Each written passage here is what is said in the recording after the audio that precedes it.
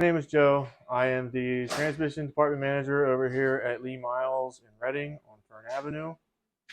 And what I have here is an 845 RFE. Came out of a 2016 Dodge Durango. And it's got, well, this one had 206,000 miles on it, so it's thoroughly whooped. So they brought it down here. We're going to take it apart, see what's going on inside, and see what we have to do to get it repaired and get it fixed. Now, when these things first came out, Dodge had quite the warranty, so we were seeing a lot of them go bad, and then they would go back due to warranties and things like that. But everything's starting to come out of warranty now, so now we're starting to see them more, and we have the solutions to fix them and get them where they need to go. So.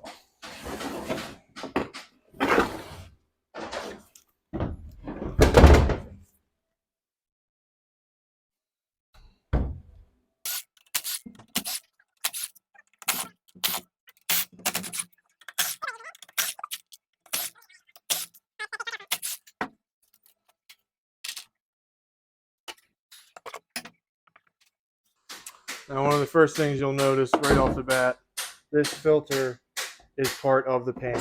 In order to do a filter service in this trans, you have to change the entire pan in order to do so. So your typical drop the pan, change the filter is pretty much no longer around. This is much more intrusive than your typical change the filter, get it down the road. Because most of the time the dealer don't even have them. You got to get them from ZF themselves.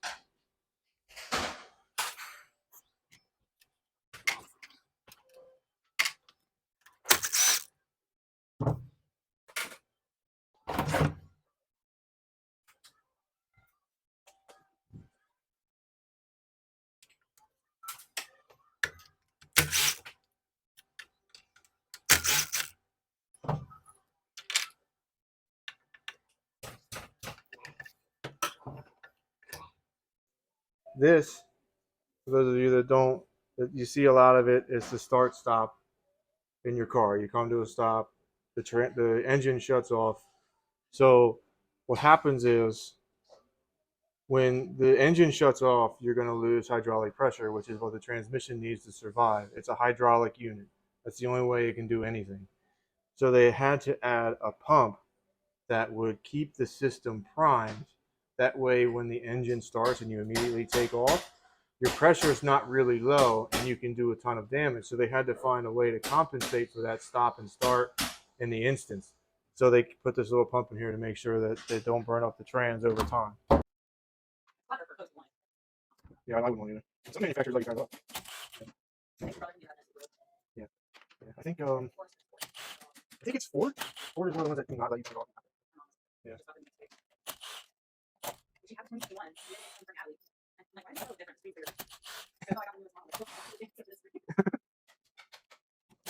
got the new 8 speed and stuff now. Yeah. A buddy of mine bought the new F-150 and it's yeah. Nice truck. It's got a long wait list. That's all.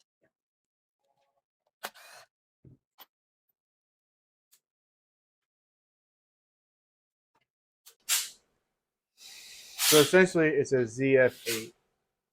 Okay, when they went to, here's a VPA regulations. The whole idea of having a ton of speeds is keep engine RPM down. Because the more the engine, the less output out of the tailpipe. So ZF came up with this first, which is primarily used in like BMWs, Volkswagen used some ZF stuff here and there too, Audis. So yeah, so Dodge borrowed it and made it an 845 RFE because everything that they do was RFE, RE, whatever. So they just kind of adopted it. It could be a ZF too, but the ZF, from what I understand, actually has a big ZF stamp on the side.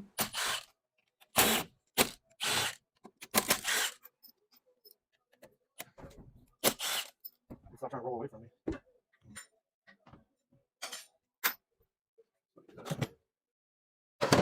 we go. Now stop rolling away.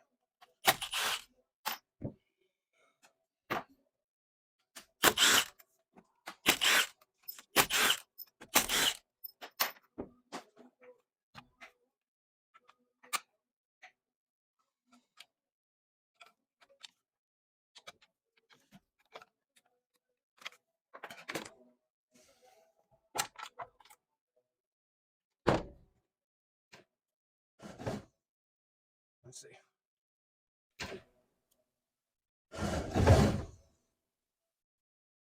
Let's see. This is our valve body. This is control center. This is what primarily is always the problem. This regulates pressure throughout the whole trans and controls everything in it. So the PR valve, as the RPMs increase, your pump volume and pressures are going to increase. And the regulator has to move and manipulate that pressure so it's not too high or too low. What happens is when the valve, or the bore inside the valve inside the bore, when it wears out, all the fluid is able to flow by the valve instead of pushing it and moving it the way it's supposed to. And then you'll have all kinds of spikes and decreases, and then the thing just can't work right. And when you have 8 speeds, that pressure regulator needs to be on point or it will not function.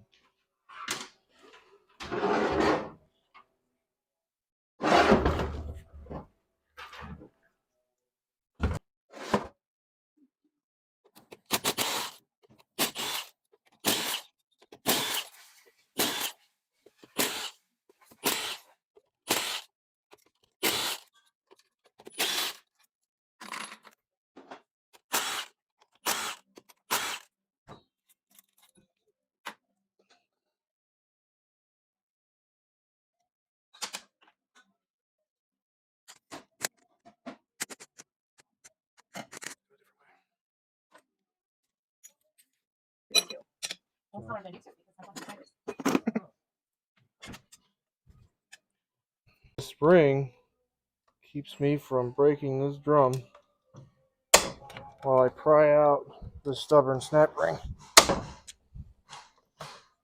It doesn't want to cooperate.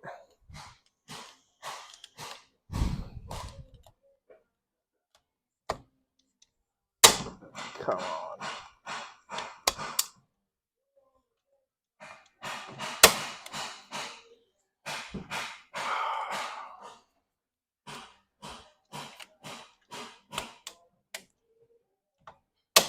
There we go.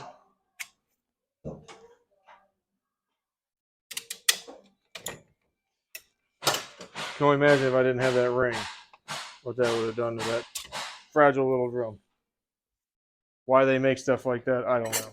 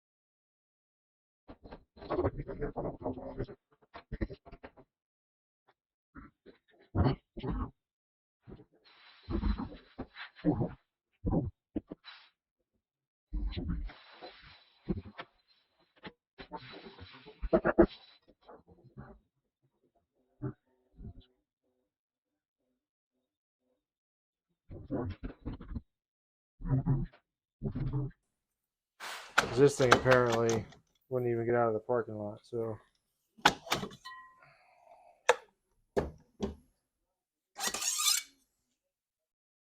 like this right here. See that? All the lines? Yeah, so this is supposed to have none of those notches. So, this is aluminum, so as it shifts and moves, this thing will go this, it'll go that way. Yeah. It's omnidirectional. So as it beats it up back and forth, because this goes into clutches just like these, which I can probably show in a second, and the teeth just beat into and beat into it and beat into it, and it just throws metal everywhere. And then what really happens is it can't move freely and nicely along the drum. Then you'll get hiccups and binds and things like that.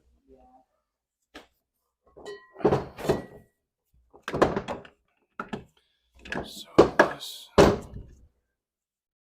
this guy. Oh my. I forgot about this.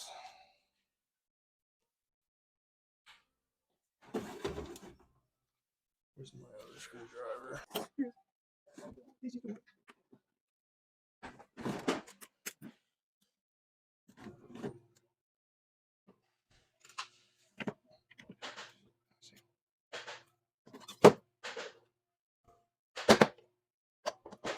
Didn't hurt my easy drum.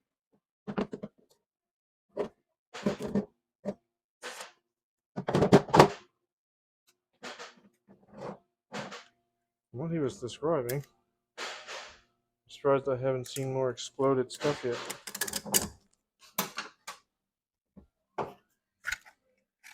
Oh, there it is. There's the damage.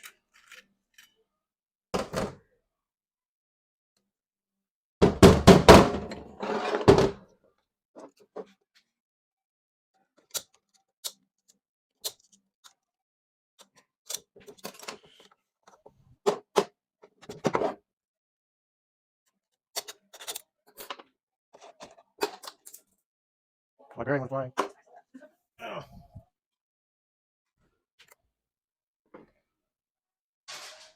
So this one, let's see.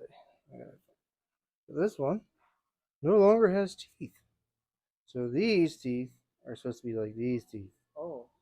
And hence why they had lost a majority of their gears. Wow. Yeah. And he can't get false teeth. I gotta replace this drum.